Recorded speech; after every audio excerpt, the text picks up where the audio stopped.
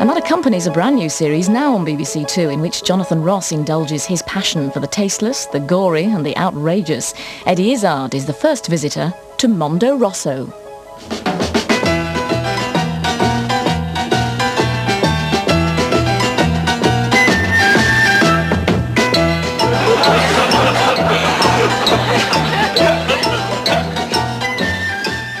And it's time once again for another edition of Screen Test, and I hope that you at home are going to pit your wits against our experts here in the studio.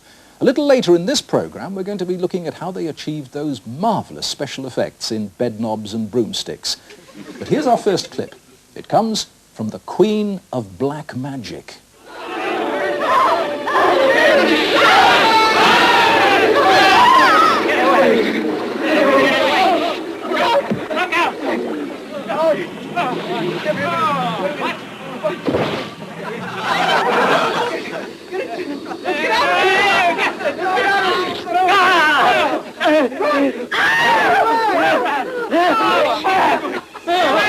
Well, let's start with an easy one. Can you tell me which arm the man who grappled with the head wore his watch on? Was it his right arm? No, it was his left.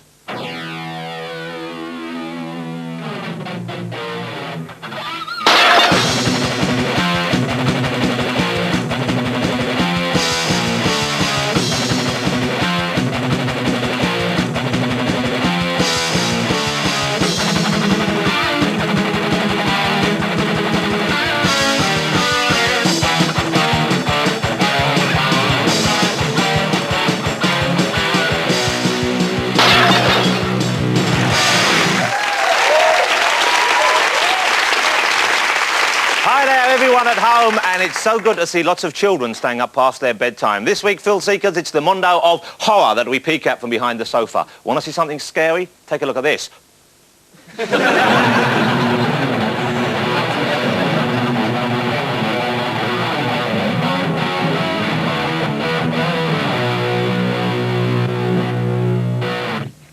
The Mondo of blood and gore, of fear and loathing, of chilled spines and tingled nerves. And don't pretend you don't like it, because at heart we all love a good scream. We love to be frightened. Even tiny little children crave the shocking, the unexplained, the scary. You want proof?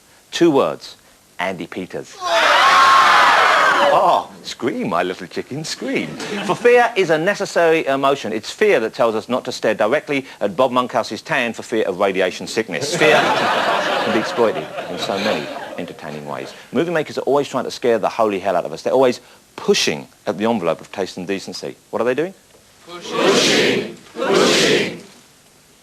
No rehearsal necessary. And tonight, we're letting them push as far as they want to go. Oh yes, they're pushing, my thrill-seeking voyeurs. They're pushing gratuitous violence. They're pushing gore our way, and we're letting them push hard. Watch now, if you dare, and see if you can spot the innocent young star appearing in this 1974 shocker, The Burning Cross. Answers later. Look at that. You a big deal, huh? Haven't worn a glory suit for a long time.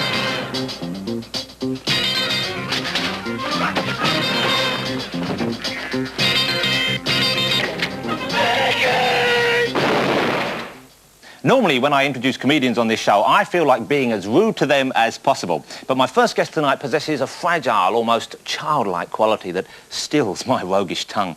His babyish round head, his tiny chubby cheeks and his innocent way of looking at the world make me want to smother him in cotton wool. Not to the extent that he stops breathing, oh no. Just enough to keep him safe from the terrors of the outside world. He might be Izzard to you, but to me, he'll always be Eddie.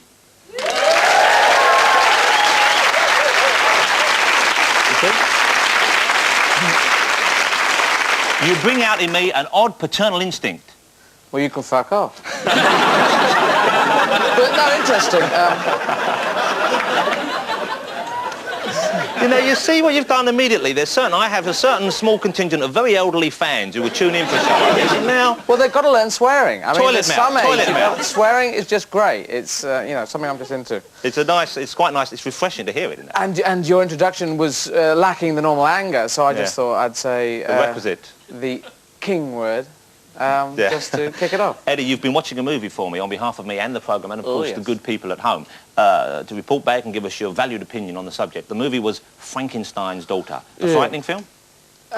Sort of quite. It wasn't crap enough in a way. You know, some films are really crap and you go, oh, that's crap. And some films are really quite good and you go, oh, I'm with this. And this one was just kind of bad. Fell between the two stools? Yeah, it fell in that sort of rope ladder in between the stools. I'm going to ask you to give us some details about the plot in just a second, but first of all, thank you for wearing a jacket which will strobe so mightily on TV at home. Well, and once again, confuse people who are not quite sure. It's good. I quite like the strobing effect. I can't quite see it on monitors, but it is nice about it. They said, oh, it's strobe, so I thought, yeah, keep it. You know, they'd have had... on stage, yours doesn't, because yours actually looks great live, but on telly, on the monitor, it's crap. Yeah.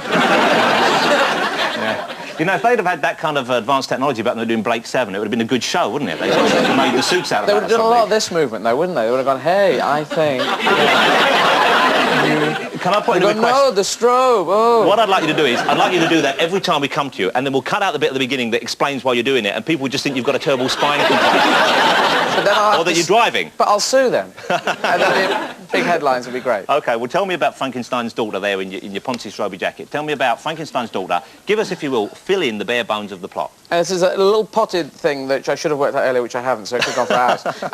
Frankenstein's daughter, well, there's a guy called Frankenstein. His grandson's there, and he's changed his name to hide from being called Frankenstein, and he's just called himself Mr. Frank now, which just sounds really crap. So the film should have been Frank's daughter then? Yeah, it should be Frank's It doesn't have the same horror ring to it, does it? And there's also two monsters in it. There's one, the daughter, which he makes, which doesn't look like a daughter. It looks like Fraser out of Dad's Army with a cake on his head. And but there's also this woman who appears in the early thing who just drinks some sort of Ribena kind of affair, and she's another monster who's just a spare. So really, you don't actually know what went on in the film. You no, just I don't know. Up. So he makes a monster, and the monster has a bad time, and then they say, "Oh, no monster," and then he dies, and they die. It's the kind of film that people are going to want to rush out to see, so they can relate the story. They can't, can they? Because no one knows where to get it. Okay, let's have a look at it. Talk us through this first clip that we have here. Please tell me what's going on in Frankenstein. Oh well, and he's freaked out. They're always freaked out by their own creations. Well, wouldn't you be freaked out if you saw that coming towards you? No, I'd say hello. So that's the kind of level of special effects of the technology involved in this movie? That is, but later on it gets worse. I mean, I think that's the best monster, and the later on monster's just got a cake strapped to her head. Well, we'll come to that. Are horror movies generally something you enjoy? Do you like that kind of film? I do, but the full-level gore Hellraiser thing, which I should really like, I can't take that amount of... it just scares me. You don't like bloody scenes? You don't like gratuitous dripping entrails? No, I'm quite good in graveyards, though. I go in and talk to dead people and just... No, I do. If you're ever in a graveyard, just go in and say, hi, how you guys doing? Sorry you're dead, I'm not dead, you know, I'm just wandering around. And then it's okay, because if they ever go, boo, you say, no, leave him alone, he's okay. Then get someone else who's just about to come into the graveyard. It's a karma thing, just go with it. You've been drinking a lot of Diet Coke today or anything? A lot of Ribena, actually. You know, Ribena are going to be so filled when this show goes out. Of course, this isn't actually Ribena, this is Ribena with 3 B's. You know what's going to be good is when you see this show going out, every time your mouth moves up Ribena, and we'll have put the word over here, soft drink. I'm going to show you another clip now. This is another horror movie. This one, there's a lot of interesting facts about this, which I'd like to spread and share with you here. This is The Terror. Put the clip on. Let's have a look at this. This is from 1963. Now that's Jack Nicholson in a very early role. He made a lot of these horror movies before he became incredibly successful and didn't have to do this sort of rubbish anymore. But this movie was made by Roger Corman, the guy who made a lot of cheap movies, and this film was actually shot in 3 days. In just 3 days, they shot this entire movie. She's his lover? No, that's just a spider who just leapt on the bed. And look, it's been She dies in the shape of a cross. You see, Jack's not giving it his all. He's thinking it's been made in 3 days. Who's ever going to watch this? Little do you know. Waiting for Easy Rider to happen. Yeah, that's exactly what he's doing. This woman there, this was his wife. This was his then wife. And I think what he's actually thinking here is, just wait till I'm really famous. I'll ditch you and get a string of young girls. She looks quite young. She's great. I've got nothing wrong with her, nothing against the woman, but he did that big celebrity thing. Got rid of the old, in with the new. Free Andre. Free Andre. They made another movie like that called Free Willy years later. Free Andre this was the inspiration for it. Who was trying to escape. But if she'd have said Free Willy, he'd have done something entirely different. Oh my goodness! You wish you hadn't eaten that now, don't you? She just nodded there. Like, you see, shot it in 3 days and not a lot of time was spent on this special effects sequence, but it doesn't matter. You're right. Suspension of disbelief is all in the horror film. But she's just doing face pack. It's just mud, and it works. And I don't know what that means. Is that her soul leaving, do you think, or just a big bird? I think it's a bird with a message saying she's dead. Even here, Jack's combing the hair forward, you see? Even there. Oh, Well, the nose opened up at the end. What do you think? You like that? Yeah, I think big scary time in a sort of non-scary kind of holding the bat kind of way. It's a holding the bat kind of film, isn't it? It's a close to holding back kind of film, but done in 3 days. I think that's pretty impressive. Yeah, but no one really cares. I mean, you know, no one says, oh, it's a cut indifferent film, but made very quickly. And no one says, this is a masterpiece, but they took years to make it. I won't watch that. I'm going to watch something shot in 3 days. It's very crap. So what you're trying to say here, I suppose, is the excitement that I felt being able to spread the news. This was made only in 3 days. No one cares? In the final analysis, I think if you check the box office figures, it won't show the big thing. But for me, a bringer of information to you, receiver of information. I find very interesting in a kind of train spotter kind of way. Thank you for choosing your words so very sensitively there. Well, we have train spotters in many different areas, and train spotters can be wild and sexy people. You just have to spot high-fast trains and get on them. If they had train spotters who jumped on trains, that's a train spotter jumper. You're just trying to confuse the issue, and you're backpedaling desperately now to try and spare my... No, I'm forward-pedaling into the new idea of train spotters as new sexy people. The big hit, Tom Cruise, the train spotter. Big action movie, he leaps on things and gets the numbers he couldn't quite see when they went past. Okay, let's have a final visit to Frankenstein's daughter. This is probably, I suspect, the last time many people will ever look at this movie, having seen these bits of it now. But please fill us in now, this final burst. Oh, yeah, this... Your stream of consciousness is quite alarming. It is. You talk about it, then you go, I never look at the straight and do that, and look at the sky, it's beautiful. It's called drugs, and it works. You're toxin-free, I know, because we took that sample earlier, and you're clear, Mr. No, I find if I take drugs, I start saying, would you like some insurance? Really boring things. So. But when you see a movie, do you manage to keep quiet, or do you talk like this throughout it? I mean, well, one's like that I just no. Have you seen that thing late at night? Derek, the German detective series. Derek. No, I haven't seen. Turn the sound off, and I just do all the voices on that. That's great. And they're just going, hey, and it's just great. You do all the voices just for my own sad thing. Well, it's not so sad, really. Okay. I've noticed that because you're like myself. You're known as a very fashionable young man about town. But earlier on, I offered you a shirt, and you were having none of it. No, I've given up underwear, shirts, everything. Socks, I don't wear them. I just asked you about the shirts. You don't have to spoil my entire evening by going on about the pant region as well. It just saves on having to get them. What do you mean it saves on having to get them? It's not so hard to buy a shirt, is it? Yeah, I know, but sometimes I don't go with the Nehru kind of jacket. You don't have to wear a Nehru. I'm not saying you should wear a shirt. I'm not wearing a shirt. I know you're not. You wear them and it's a big problem for you. I'm not saying you have to wear... Does jungle really go with green? No, I'm not. You're going into your face of wear anything with anything. No, look, don't get so defensive, for goodness. I'm just saying, look. I'm just loud now. Look, I'm just wondering why shirt wearing is such a thing. Is it a comfortable round the neck thing you don't like? Because Christopher Walken, you might not know this. He never wears shirts? He does wear shirts. Of course he wears shirts. You've seen him wear shirts. He never. All his films. No, he does wear the shirt. Will you allow me to finish the Christopher Walken anecdote? It's tattooed on. When I met him, the one time I was lucky enough to meet Mr. Walken, he was wearing a shirt, and I said, nice shirt, Chris. And he didn't have your sort of response. He said, yes, it's 2 sizes too big. And I said, why is that? And he said, I find it very uncomfortable around the neck. I just don't wear... Not about Christopher Walken impersonation, I think you'll agree. Next time you see him, just say, look, Chris, don't wear the shirt. No, because you see, the shirt is good. Shirts are good. People give you something to tuck in. Shirts are good.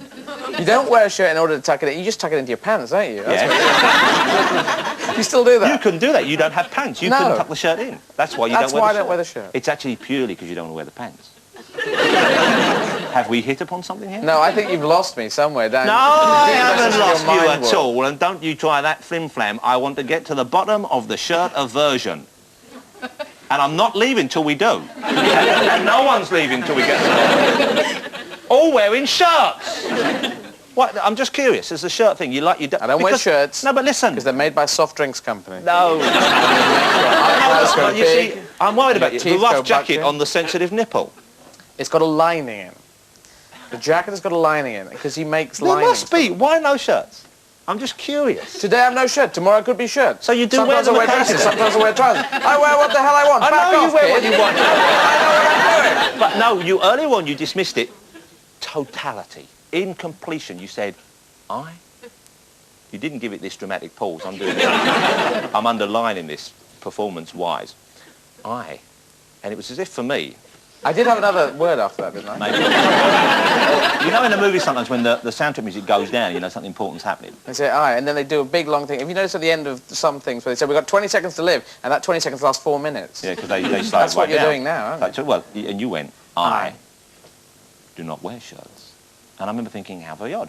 And now we're raising this, and now you didn't say I do not wear pants. Because I was not offering you pants. Our pre-show meetings aren't that interesting. I said I'm happy not wearing a shirt. You said you can wear some of my shirts. Is that what you say? I'm happy not wearing a shirt? Yeah. Oh. Sorry to waste your time then. I quite like some of your shirts. You look to me like you're physically fit. You look to me as though you can look after yourself, you can handle yourself. You look to me as though at one stage you have perhaps studied martial arts. Would I be correct in this estimation? Judo when I was 6. Judo, a good martial art to study? Well, when you're 6, it's great. So it means the big 14-year-old guys could just throw you all about in a big sort of jacket. But that's always that's the inherent flaw in judo, is that unless you come up against someone who's wearing very thick, coarse pyjamas with 2 grip holds there, it's no good at all. You can't find someone in a T-shirt. There would be no good with you with no shirt on at all with judo. No, I mean, judo was, you had to throw people, but the big people, I just couldn't get over my shoulder. That was difficult. And then I got a book on jiu-jitsu, which was great, and it showed how to stop someone with a pencil. And what you do is you get the pencil, you get their hand, you put the pencil between their fingers and then squeeze. But you've got to ask them to stand there while you're inserting the pencil. And I'm sure they just go, no. You know, a good baddie will go, no, I won't give you my hand. So go on. Have you got a pencil? No, go on. All right. Well, now you see, the next, well, this is it's all well and good. Yeah. But I'm using this for a reason. I want us to get to modern martial arts movies, because I'm now going to look at a lot of them. And I'd like you, shirt or no shirt, to stick around and enjoy them with me. Okay. Okay.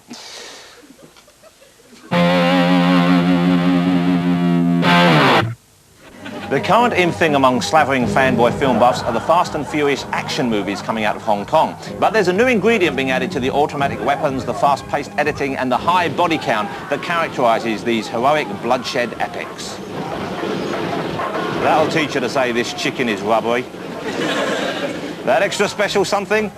Hong Kong babes. Hong Kong babes with guns. Hong Kong babes with big guns and bad attitude. Moon Lee, seen here in New Killers in Town, is one of Hong Kong's leading femme fatales, with a reputation more for her action than her acting. But nobody cares what reputation Sibel Hu, Miyamoto Yoko and Maria Eng, stars of Deadly China Dolls, have. The important thing is that they can not only beat the tar out of bad guys, they look great while they're doing it.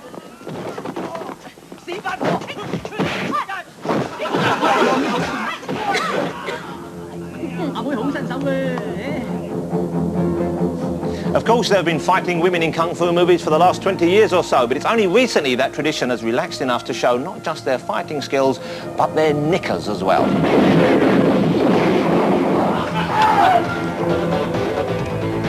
As the genre moves on to girls having less and less clothes and bigger guns, it's not surprising that this type of film is finding favour with audiences outside of Hong Kong. Other femme fatale movies worth looking out for include Princess Madam, Born to Fight and the immensely popular Inspector Wears a Skirt 1 and 2.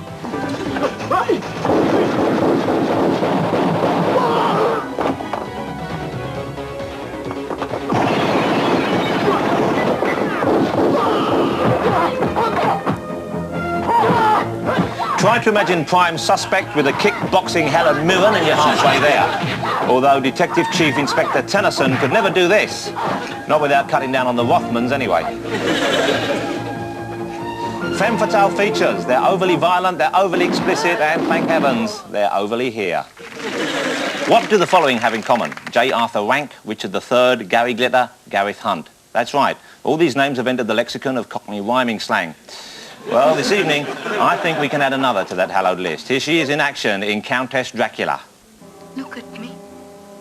My face. My body. Hold me. No. Blood. Whose blood? No matter. I did it for you, my darling. To please you. And quite right, too. Here she is, Miss Ingrid Pitt.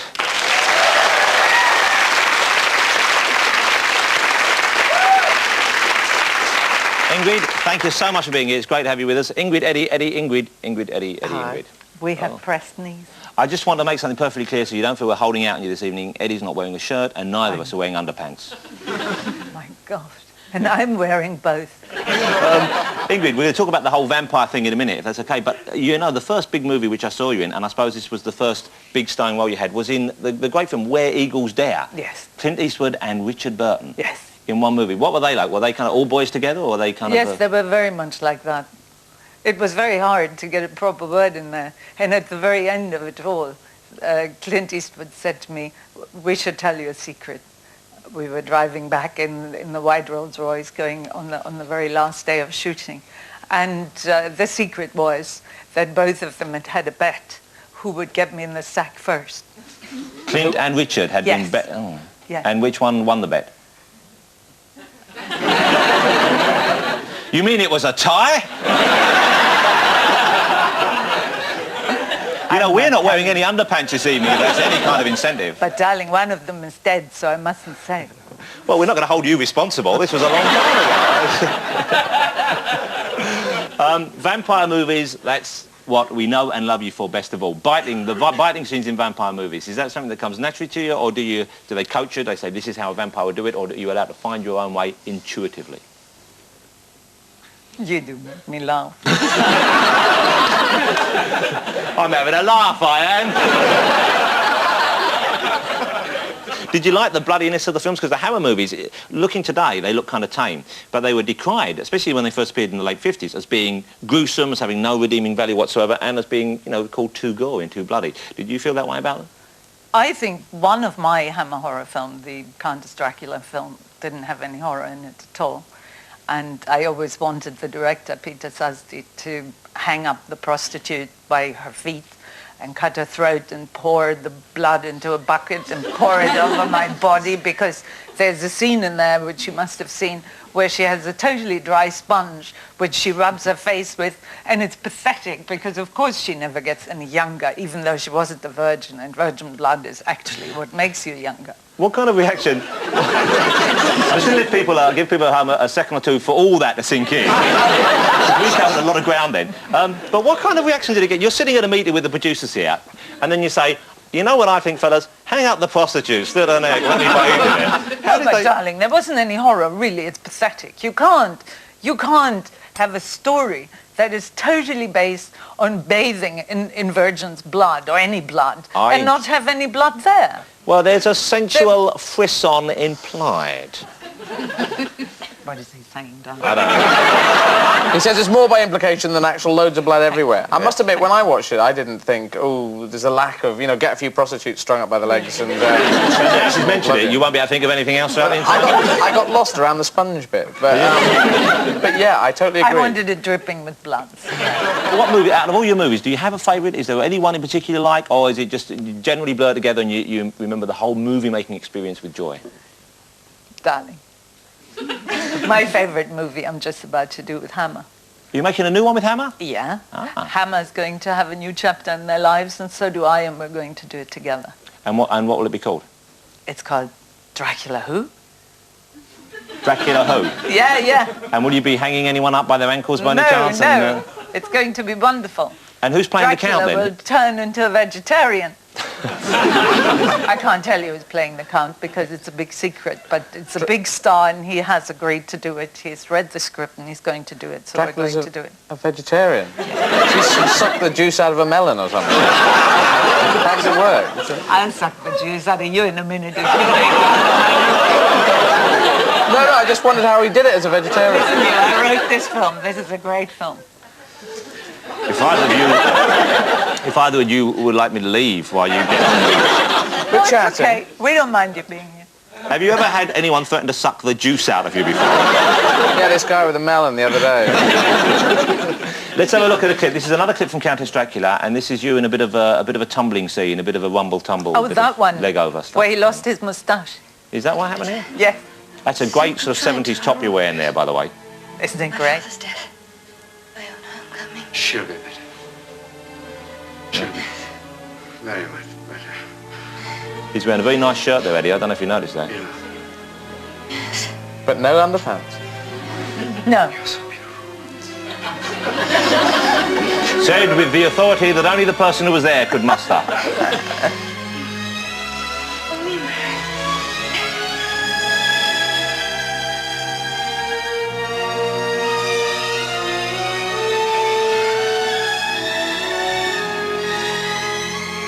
He's going to suck the juice right out of you. No. She laughed hysterically because she looked at him and he'd lost half his moustache. So when he came up, he'd left his moustache somewhere? It wasn't there. And when did you find it? And I said, stop shooting and all that stuff. And we looked through half the haystack and couldn't find the half moustache because poor Tom Smith couldn't have any more because he didn't grow his own and we needed so many. So finally I got bored, went to my dressing room, took off my corset and everything else. And wouldn't you believe it? There was the little moustache right on my belly button. There's the furry little devil down there. We won't ask you how he got there. But let me just backpedal again there. You said he couldn't... so much information you offer there. You couldn't find the moustache, but he couldn't grow his own, and then you got through so many of them. How many moustaches were you getting through on this shoot? Oh, at least 30. 30 over what period? 30 a day? No, it was just through the whole film. He didn't grow his own moustache. So he was just, what, willy-nilly leaving them all over the place? Pathetic, well, it's no wonder he's not being interviewed here now, and you're the queen of horror, because he's just a talented I said it to him at the time. I said, Shandor, why don't you grow your own moustache? And what did he say in response to this? He couldn't. He's like that. Why could... He could grow a very big beard down here, but the moustache he just couldn't. Well, mate, couldn't you have grown a big beard there and then sort of stuck it up? Do you ever go out to America? They have the big horror conventions. Yes. And what kind of event? What's it like? Well, it's mind-blowing. It's totally massive. You can't imagine it. There are all these thousands of people at the airport, and they send you this stretch limo, and you feel very lonely in it. Well, that's what stretch And then you go to the hotel, and they're all there with big placards and say, Ingrid, Ingrid, and they're all screaming, you know. It's usually very, very fun. And then these fan-type people lumber up to you. Oh, they are so wonderful. No, they are so I've crossed the line there, haven't I? You're pushing. One more question, which isn't specifically about the movie, but I'm dying to know, is you used to do... Eddie tries to tell us earlier that he was doing jiu-jitsu. I'm not sure if I believe him. You, early on in your career, I believe you studied judo for a while in the same place where... No, I did karate. Well, you know... No. Well, you know what I'm... you know what I'm saying. Well, I know, but let's, for the sake of shorthand, let's, move it on. So, a martial art, judo, karate, Do you mean they're all the same? Well, more or less to me. Anyway, you studied one of those things at the same place, Elvis Presley. Yeah, it was Nishiyama. Nishiyama's dojo. Is Nishiyama, is that like Japanese for Elvis Presley? No, that's the name of the sensei. He's the teacher. And Elvis Presley went to the same dojo as I did. Was he ever there training while you were there? No, we did 2 katas together. Nishiyama decided it would be a good idea that Elvis and I did 2 katas, and after Elvis had died, the press rang up a lot of women, like Diana Doris. I thought you were going to say after he died, I'd beaten my hands down. Stop it! Stop me before I kill again! So the press rang up and said, I understand you knew Elvis Presley. What did you do with him? Because all the women claimed they'd slept with him. And I said, well, I did 2 katas with him. And they hung up the phone. Yeah, well, they thought you were just talking They didn't know what it was. What is a kata? A kata is an amount of movement, a choreographed amount of movements in Shotokan or in karate. And Elvis used it on stage. I mean, if you see him in his stage performances, you can see, he did it so often, so much. Not like that. That's that is a very good impersonation of him doing some of that. Look. I'm not having this. This is the backwards and forwards thing where 2 people will react to each other, but without actually touching. And Listen, listen. I love this man. Don't you make fun of Elvis Presley.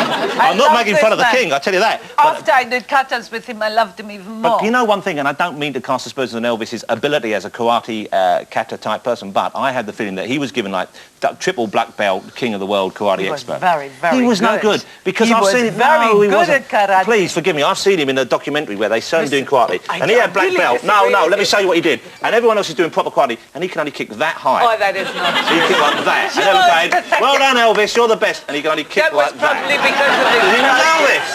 That was probably because of his tight trousers, darling. It's nothing to do with his trousers. He had no ability of karate whatsoever. I'm swearing. I'm a huge fan of... Don't know. Elvis, yes, hands. No, the kicking. He didn't have to do it. Do you know what? This is I know not what true I'm because I did two Ingrid. Countess with him. Ingrid, I'm Jonathan, sorry to break it to I you. am really sorry. This too, is, because I stake my Elvis fanhood upon it. look, I love that man. I did two Countess I love with him him. as only I a know friend. how high he could kick. He couldn't kick. I know how high he could Look, kick better normal than kick, you thus. did because I was kicking with him. I actually was kicking with him. Yeah, but look, that's you kicking. What do you know? There's You Elvis weren't kicking. even Look. there. That's it. And that's on a good day. I'm really getting upset now. Look, here's someone else. He's just a You nutter. kick them, they go over there. You know what? They You go, have who's no that tapping me in idea. the shin? Look, that's rubbish. I'm not having this. This is Elvis. Look, I'm just not having this. Oh, You well. weren't even there. have I pushed too far? Yeah. He was such a beautiful Will you kicker. accept, please, He an could- apology from me on behalf of Elvis Well, Presley? darling, he's dead now. I can't say a thing. But I'm saying I'm sorry if I've upset you about Elvis, because I've seen documentaries and I thought just a tiny Well, little- I know I did it with him, so it's okay. You know I know nothing. I'm a fool. I'm a clown. I You look weren't like there. a girl. Not You can't entirely, use that as a darling. negative. It's his lash. And I'm proud of it. Can I just say, to have you here this evening gave me almost as much joy as the time I knelt before my wife and she was naked and she squeezed our first child out on the floor in front of me. That's how happy I've been to have you both here this evening. And what did the placenta look like? It looked like a big liver. Ingrid Pitt, Eddie Izzard.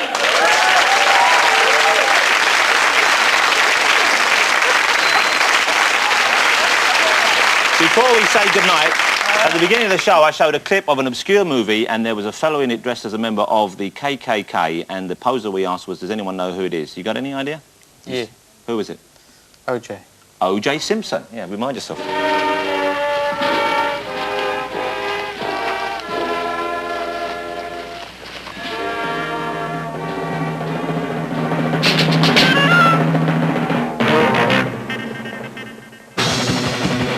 Next week on Mondo Rosso.